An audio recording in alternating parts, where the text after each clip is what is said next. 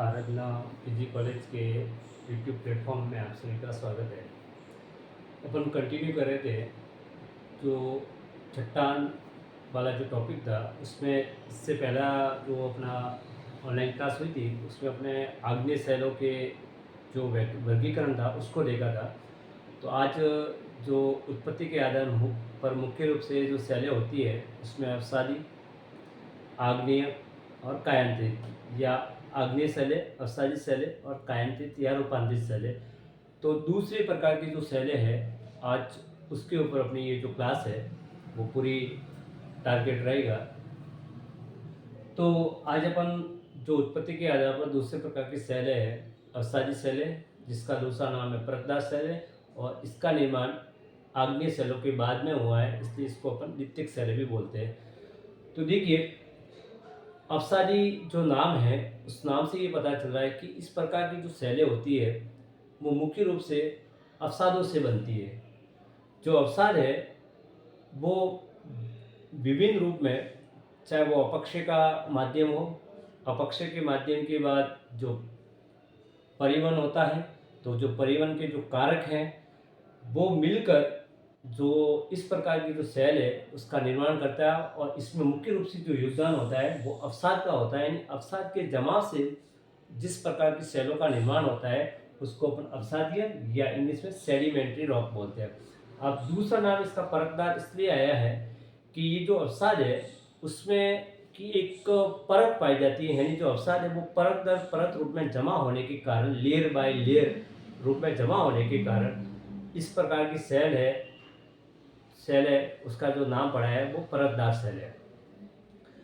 तीसरा इसका नाम अपन ऐसे कर सकते हैं क्योंकि जो उत्पत्ति के आधार पर दूसरे नंबर पे जो सेलें बनी थी उसमें अवसादी सेलें आती है, इसलिए अवसादी सेलों को अपन द्वितीयक सेलें वो भी बोलते हैं, यानी सेकेंडरी रॉक। तो सेडिमेंट्री रॉक और सेकेंडरी रॉक। अब देखिए, अपन बात ये करते हैं कि जो सेलें हैं उनका अवसाद होता है वो एक निश्चित क्रम में जमा होता है। यानी जो सेलें होती है उनमें जो अपक्षय के द्वारा जो चट्टानें टूटती हैं, परिवहन के जो कारक हैं उनका परिवहन करते हैं, उसके बाद जो निक्षेपण होता है उससे जो ये अवसाद जमा होगा उसका एक निश्चित क्रम होता है। यानी जो भी अवसाद है वो क्रम के रूप में जमा हो। क्रम का मतलब ये है कि जो बड़े कण होंगे वो पहले जमा होंगे, उसके बाद छोटे कण, और सबसे लास्ट में जो बारीक कण होंगे या सूक्ष्म कण होंगे वो जमा होगा।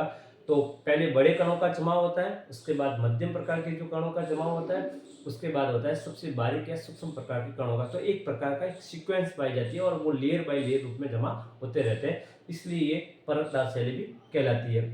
अब देखिए, जो कण होगा उसका जो क्रम होगा वो किसके ऊपर डिपेंड करता है, वो दो चीजों के ऊपर डिपेंड करेगा। एक तो जो कणों का भार होगा वो कैसा है, पार्टिकल का जो वेट होगा वो कैसा है। दूसरा होगा कि जो परिवहन करने वाले चाहे कारक है, तो परिवहन के जो कारक है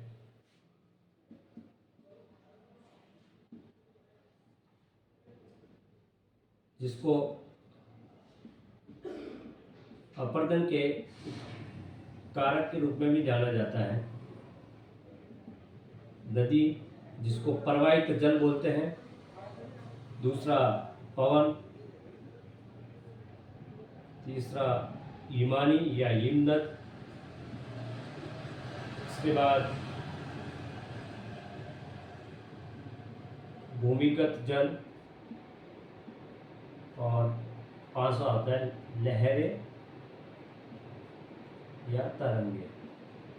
ये अलग अलग क्षेत्रों में अलग अलग प्रकार के जो अपरदन के कारक है वो सक्रिय रहते हैं। अब जैसे जहाँ पे भी नदी बहती है या प्रवाहित होती है वहाँ पे जो अपरदन का प्रमुख जो कारक होता है, अवसादों को एक जगह से दूसरी जगह जो परिवहन का प्रमुख माध्यम होगा वो नदी है, जिसको अपन प्रवाहित जल के रूप में जानते हैं, फ्लो वाटर होगा वो। अगर मरुस्थलीय इलाका है या शुष्क इलाका है वहाँ पे जो अवसादों का माध्यम बनता है तो वो पवन बनेगी। अगर कोई हाई एल्टीट्यूड पे स्थित है या पर्वतीय भागों पे वगैरह है, ऊंचाई पर स्थित है, तो वहाँ पे हिमालय होता है। और जो गहरा भाग होगा, जहाँ मुख्य रूप से ये जो भूमिगत जल होगा, जो प्राष्ट तकिया होती है, जो सोना के चक्र माने जाते हैं, वहाँ पे इस प्रकार का होगा। और जो तटीय इलाका अगर लगेगा तो वहाँ पे लहरें या तरंग वो अपन जगह काम करेगा। तो देखिए अब ये जो कणों का भार कैसा है, अगर जैसे मान लीजिए नदी प्रवाहित होती है तो वो बड़े कणों को भी अपने साथ एक जगह से दूसरे लेकर जगह लाकर जमा कर देगी। लेकिन जैसे मान लिया पवन है तो वो छोटे जो कण है ये उसको एक जगह से दूसरी जगह लेके जाएगी और वहाँ पे उसका जमाव या निक्षेपण होगा, उससे जो है उनका निर्माण होगा। तो कुल मिलाकर जो कणों का क्रम रहता है वो एक तो कणों का आकार कैसा है, उसका आकार बड़ा होगा तो भार अधिक होगा तो वो कम दूरी पे जाएंगे। उसके बाद परिवहन का जो कारक है वो उसके पीछे कौन सा कारक है वो सक्रिय रहता है। तो इन दोनों का जो अवसाद है उसको एक क्रम के रूप में जमाने में मुख्य रूप से योगदान है वो रहता है। अब देखिए उसके बाद अपन देखेंगे जो अवसादी सेलों की जो विशेषताएं होती है वो किस प्रकार की होती है।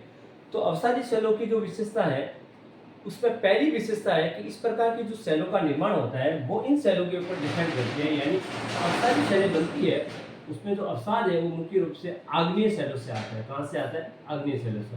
अब आग्नेय सेलों के ऊपर अपक्षय की क्रिया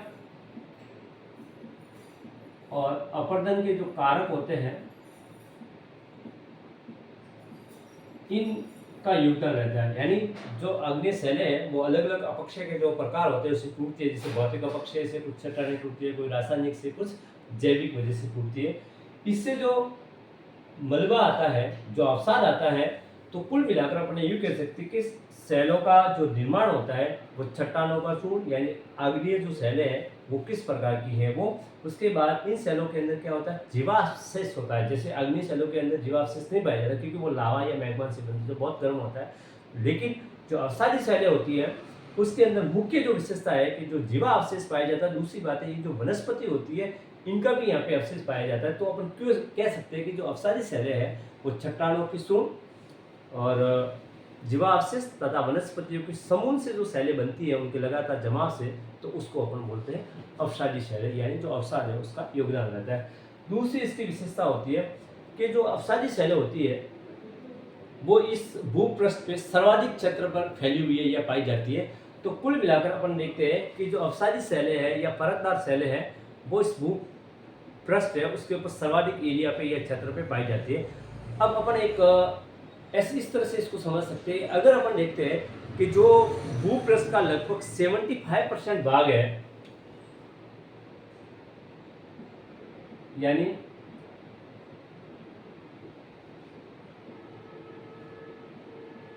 भूपृष्ठ का लगभग 75% जो भाग है वो अवसादी सेलों से आवृत है या ढका हुआ है।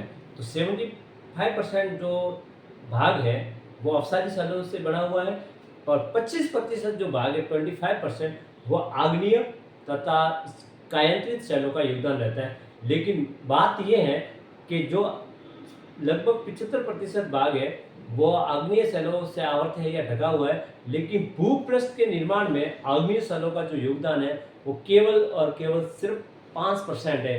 यानी भूपृष्ठ के निर्माण में आग्नेय सेलों का योगदान सिर्फ कितना है?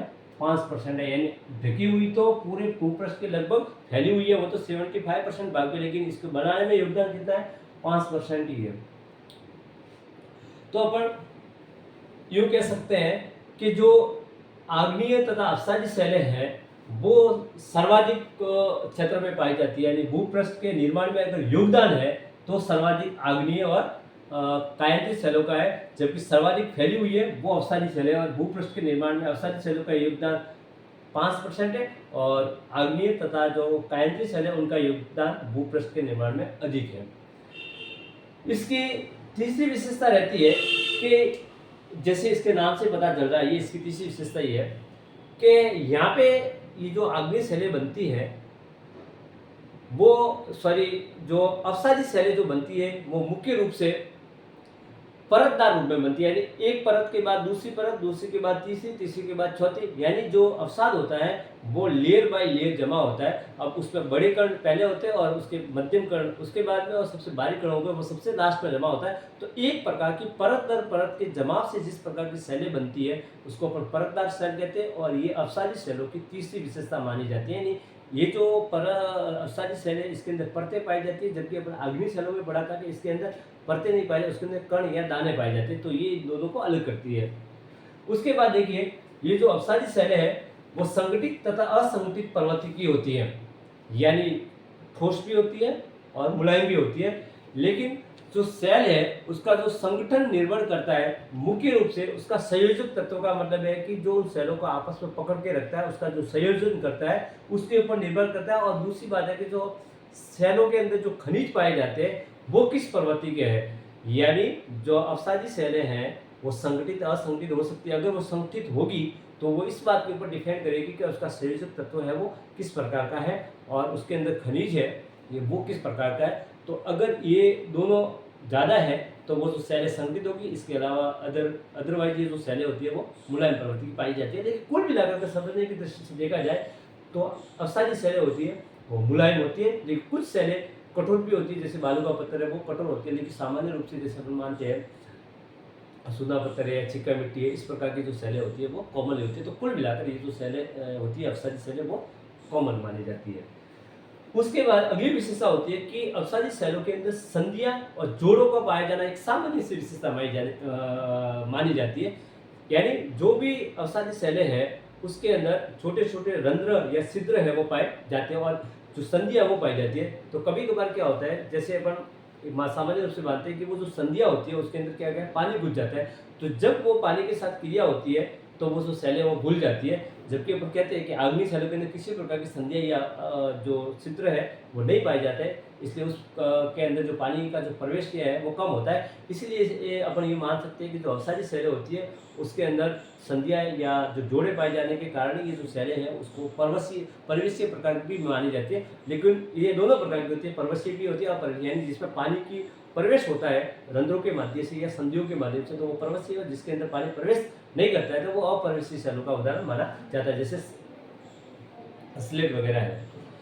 अब देखिए तो जो सेलों में जो संधियां तथा जोड़े हैं उनका पाया जाना है, तथा जो जोड़ा है या संयोजक तत्व है मुख्य रूप से लंबवत रूप से जुड़ा हुआ, जैसे पाइप नुमा जो अपन कह सकते हैं कि उसकी आकृति में ही जुड़ा रहता है, यानी लंबवत रूप में जो संयोजक तत्व से अपसारी सेलें है वो जुड़ी हुई रहती है।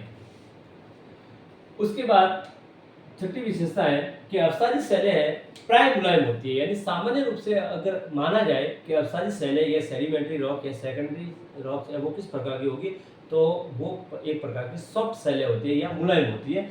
जैसे सिक्का मिट्टी का अपन उदाहरण लेते हैं वो उसी तरह से चूना पत्थर होता है जैसे लाइमस्टोन या CO3, तो इस प्रकार की जो सेलें होती है वो सॉफ्ट मानी जाती है। लेकिन इसके अलावा कुछ सेलें ऐसी भी होती है जैसे सैंडस्टोन होता है, बालू का पत्थर है या कॉन्ग्लोमेरेट होता है, तो वो हार्ड सेलें भी होती है। तो कुल मिलाकर ये दोनों प्रकार की होती है। सामान्य इसकी विशेषता होती है वो मुलायम ही होती है और पानी की क्रिया से जल्दी क्या हो जाती है, घुल जाती है। और ये सेलें परिवेशी तथा अपरिवेशी भी होती है। पानी जैसे सुना पत्थर का उदाहरण हो तो वो जैसे पानी में डालोगे तो वो घुल जाती है, या शौक है वो भी घुल जाती है, सिक्का मिट्टी वगैरह। तो ये उसके बाद अगर अपन देखते हैं कि इसकी अगली विशेषता आती है कि अपसारी जो सेलें होती है वो प्राय क्या रहती है, मुलायम प्रवृत्ति की रहती है, सॉफ्ट रहती है। इसके कारण इस सेलों के ऊपर जो अपर्दन है या अपर्दन के जो कारक है वो अपना प्रभाव है वो जल्दी दिखाते हैं या ज़्यादा सक्रिय रहते हैं। तो चाहे वो नदी हो, पवन हो या हिमालय हो, इस प्रकार के जो अपर्दन के कारक है या भूमिगत जल हो या ग्राउंड वाटर होता है, जो प्रास्ट क्षेत्र होता है वहाँ पे इस प्रकार के जो है वो क्रिया अधिक देखने को मिलती है। तो कुल मिलाकर अपसारी सेलों के ऊपर अपर्दन के जो अलग अलग कारक है वो सर्वाधिक सक्रिय रहते हैं, जबकि आग्नेय सेलों के ऊपर ऐसा नहीं होता है। उसी तरह से अगर देखिए आग्नेय सेलों की तरह, जैसे अपन कहते हैं आग्नेय सेलों के अंदर बहुत बड़े बड़े जो स्थल रूप पाए जाते हैं अलग अलग आकृति के रूप में, जिसको अलग अलग नामों से जाना जाता है, जैसे बैथोलिथ है, लेपोलिथ है, फेकोलिथ है, लोफोलिथ है, सील और डाइक। लेकिन अपसारी सेलों में इस प्रकार के जो बड़े बड़े स्थल रूप है वो नहीं पाए जाते, चाहे वो बैथोलिथ है या लेपोलिथ है, फेकोलिथ है, सील या डाइक है। ये जो मैग्मा होता है उसके आंतरिक भाग में जमा होने से, अलग अलग आकृति में जमा होने से अलग अलग जो स्थलाकृतियाँ बनती है जो मुख्य रूप से मैग्मा से बनती है, इसलिए ये आग्नेय सेलों में मिलते हैं, जबकि अपसारी सेलों के इस प्रकार के कोई स्थल रूपों का जो निर्माण है वो नहीं होता है। तो कुल मिलाकर आज का जो अपना ये जो क्लास थी वो अपसारी सेलें वो कैसे बनती हैं और अपसारी सेलों का निर्माण है वो कैसा होता है, तो इसके ऊपर अपर्दन के कारकों का कैसा प्रभाव रहता है इसके ऊपर था। जैसे ही अपनी अगली क्लास होगी उसमें अपन अपसारी जो सेल है या परतदार सेल है या द्वितीयक सेल है इनके वर्गीकरण पढ़ेंगे। तो इसको मुख्य रूप से अपन भारतीय 2 आधारों पर इसका वर्गीकरण होता है सामान्य रूप से। एक तो इसमें भाग लेने वाले अवसाद के आधार पर, तथा दूसरा है इनके जो निर्माण में भाग लेने वाले जो कारक होते हैं उसके आधार पर, इसके 2 आधार पर इसका वर्गीकरण किया जाता है, जो अगली क्लास के अंदर अपन डिटेल से पढ़ेंगे। तब तक के लिए थैंक यू सो मच।